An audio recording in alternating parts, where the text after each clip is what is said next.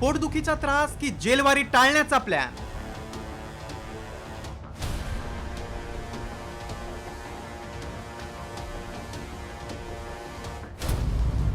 कराड आयसीयूत दमानियांचा संताप.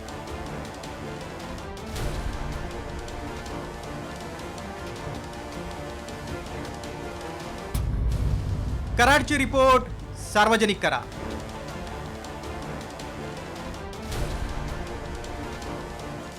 सरपंच हत्या प्रकरणातील संशयित आरोपी वाल्मिक कराडवर बीडच्या जिल्हा रुग्णालयात उपचार सुरू आहेत.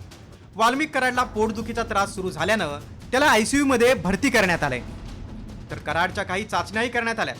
कराडला आयसीयूत दाखल करण्याला अंजली दमानिया आणि जितेंद्र आव्हाडांनी विरोध दर्शवलाय. कराडला आर्थर रोड जेलमध्ये हलवण्याची मागणीही दमानियांनी केली. ताबडतोब सगळे त्यांचे रिपोर्ट्समध्ये ब्लड टेस्टचे रिपोर्ट्स असो, सीटी स्कॅनचे असो, किंवा जे म्हणतात ना त्यांना स्लीप ॲपनिया आहे, तर त्याचे रिपोर्ट सुद्धा देण्यात यावे. आणि त्या व्यतिरिक्त त्यांचा कालचं सोनोग्राफी जर केली असेल तर त्याचा रिपोर्ट सुद्धा आता सार्वजनिक करायला हवा. आणि खरं तर ज्या मिनिटाला ते योग्य असतील आणि अगदी व्यवस्थित निघतील, कारण माझी खात्री आहे की त्यांना काहीही झालेलं नाहीये, तर त्यांना ताबडतोब आर्थर रोडमध्ये हलवण्यात यावं. आता मिस्टर कराड हॉस्पिटलमध्ये येऊन झोपलेत. हे सगळी सोय सरकारने करून ठेवली आहे. पोलिसांनी याच्यात पोलिसांचा काय दोष नाही हो. आपण उगाच पोलिसांचा वरती बदनाम करत असतो. राजकीय हस्तक्षेप आणि राजकीय दबाव हा इतका वाढला आहे की पोलीस तरी बिचारे काय करणार. वाल्मिक कराडला बीड जिल्हा रुग्णालयाच्या आयसीयूत का नेलं पाहूयात. कराडला पोटदुखी सुरू झाली.